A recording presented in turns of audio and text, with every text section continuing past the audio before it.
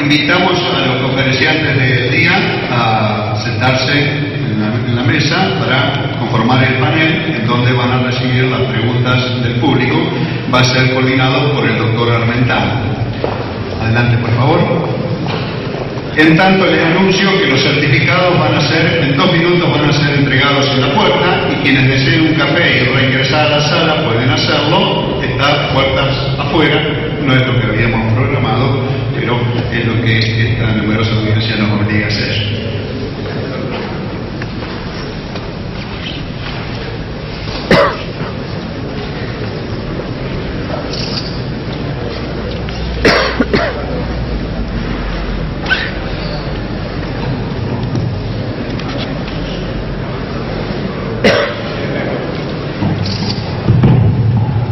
Bueno, comenzamos con la conferencia, con las preguntas.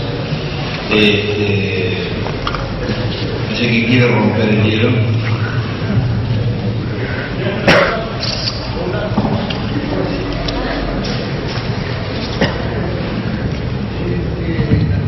Las placas, ¿cuáles son las estables, cuáles son las inestables y cuáles de ellas las más peligrosas?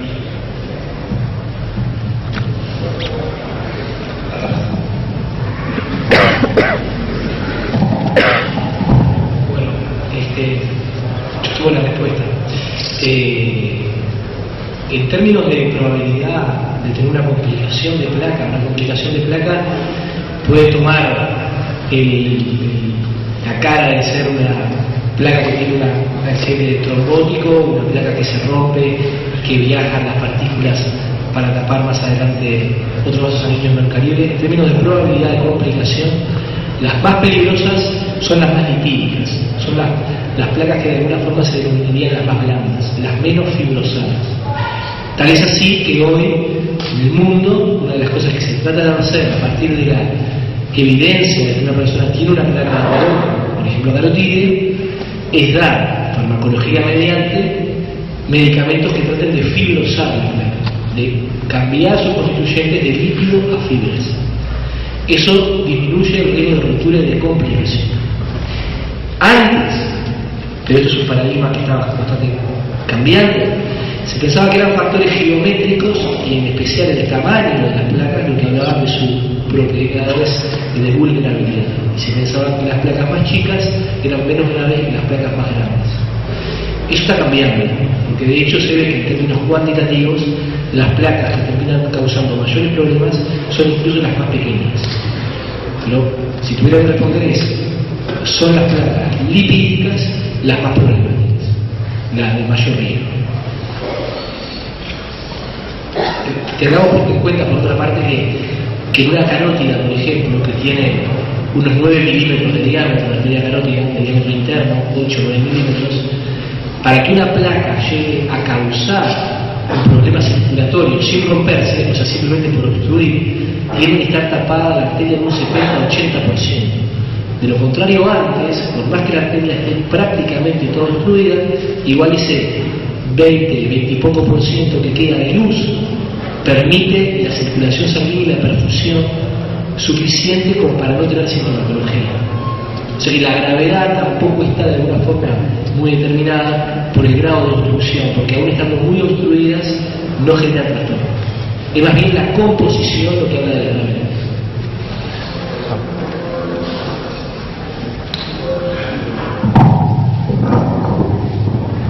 ¿Alguna otra pregunta? Aquí. Mi pregunta dirigida al ingeniero Atienza. En la facultad no hay muchos cursos ni charlas así como esta, y mi pregunta es cómo habiendo estudiado ingeniería civil y que no tiene mucho que ver con biomedicina terminó dedicándose a eso. Bueno, yo tampoco lo tengo muy claro.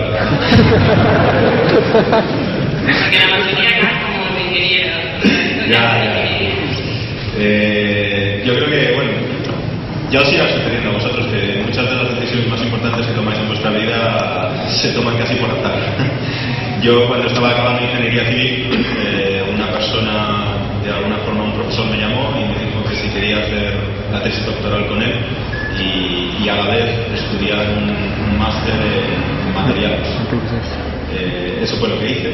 Me quedé ahí estudiando un máster en materiales. Hice la tesis doctoral sobre los alambres que se utilizan para los puentes, o sea que...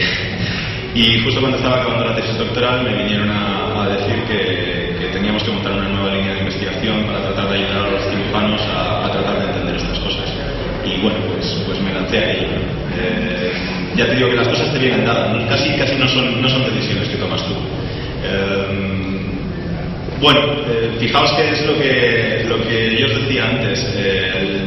Lo que tienes que asumir en todo esto es que tú estás ahí para ayudar y que tu perspectiva de las cosas es muy reducida. Como os decía antes, los problemas de los médicos son muy complejos y un poco Ricardo ha hablado de ellos. Hay que entenderlos globalmente, por eso solo ellos pueden, digamos, afrontarlos.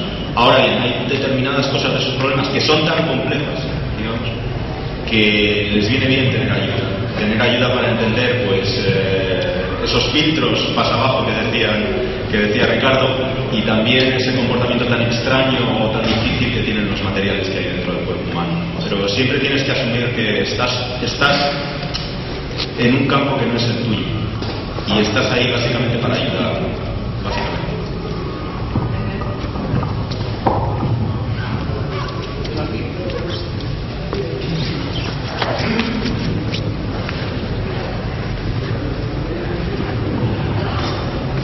Sí, he leído un artículo que en el país, entre distintos organismos, como el INTA, la Universidad de Valoro, creo que el Gobierno de Misiones, se está desarrollando una válvula de cuarta generación. Dice que tiene un menor nivel de trombogenicidad. Quisiera saber qué ventajas tiene con respecto a por ejemplo, a la de Saint-Just, que se explicó aquí, y en qué etapa de desarrollo está en el país eso.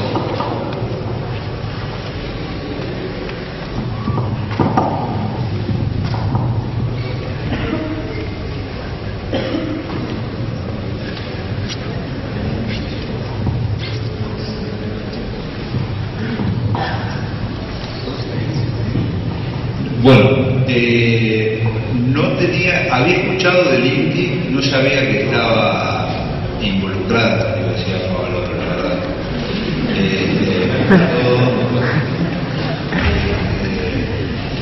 la verdad.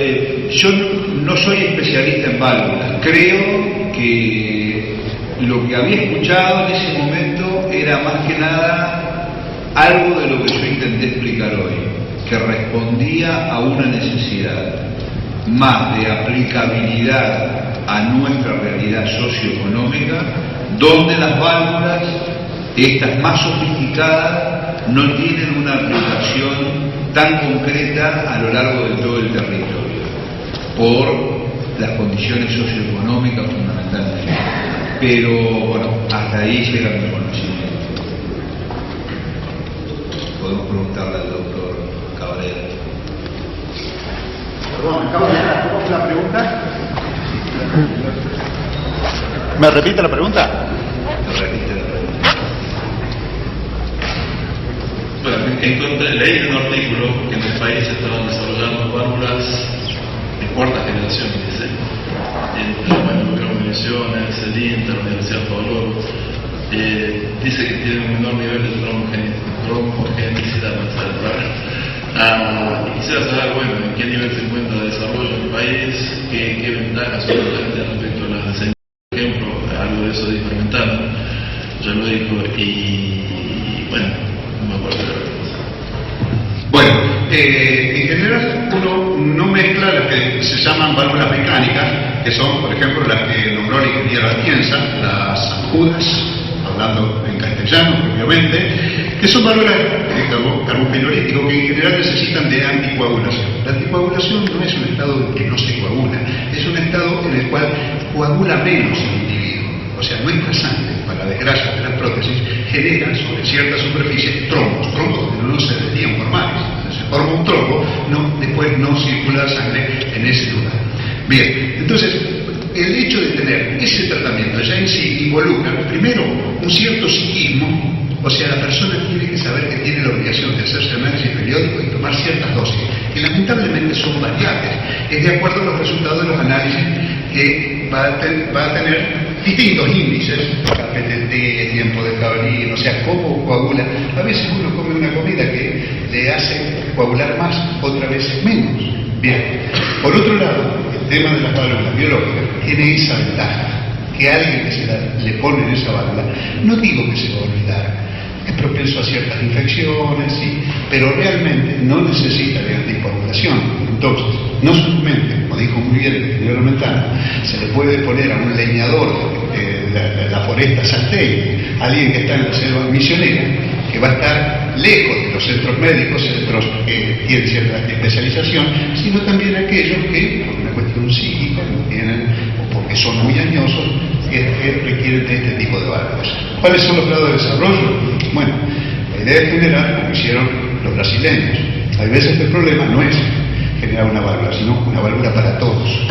Si uno va a importar todo eso, o la va a generar el país, patentes extranjeras, ahí tenemos un problema.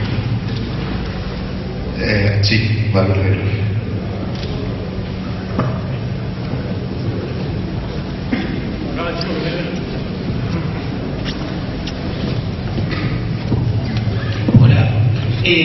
Lo que se había planteado era que los componentes de las arterias a lo largo del cuerpo van variando porcentualmente, ¿no?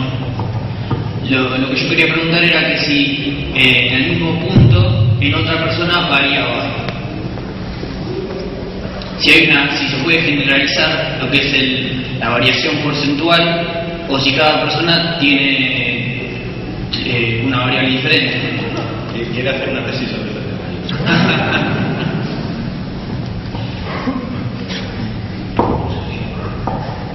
Bueno, en términos generales, en cuanto a estudios poblacionales, existen, con las desviaciones obviamente propios de la individualidad, existen homogeneidades en cuanto a que las arterias más centrales tienen mayores contenidos de elastina, las arterias más periféricas tienen mayor contenido muscular y de colágeno.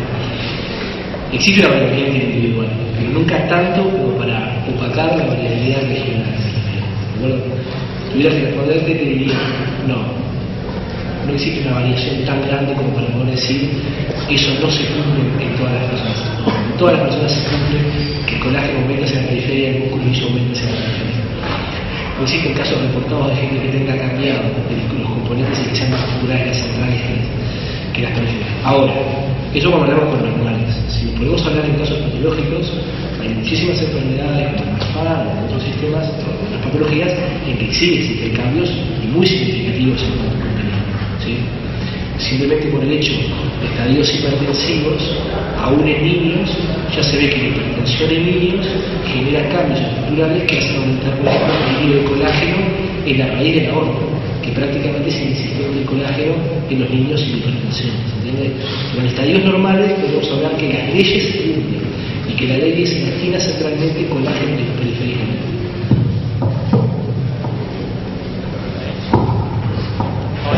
Acá y ahora tengo ¿Era la pregunta?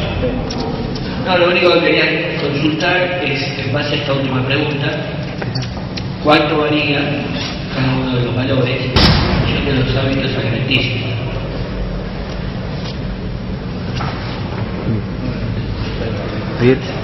Ariel. Bueno, en realidad, esto es una simplificación, ¿no? Que las paredes arteriales tienen tres componentes. Cuando nosotros decimos que las paredes arteriales tienen tres componentes, elastina, colágeno y músculo liso, lo decimos desde un punto de vista biomecánico. Esos tres componentes fueran los que de alguna forma marcan la identidad mecánica de la arteria. Pero no quiere decir que las paredes arteriales tengan solamente tres componentes, tienen mucho más.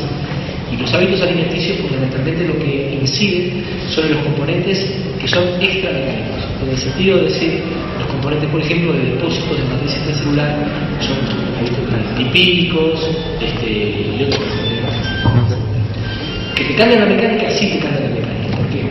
Porque en estadios en los que hay depósitos, por ejemplo, de colesterol, el colesterol no es colágeno ni elastina de músculo liso, quizás ese aumento del colesterol pasa a tener una predominancia tal que se convierte como de un cuarto elemento que pasa a tener una identidad o una implicancia mecánica, que no la debería tener en una condición normal.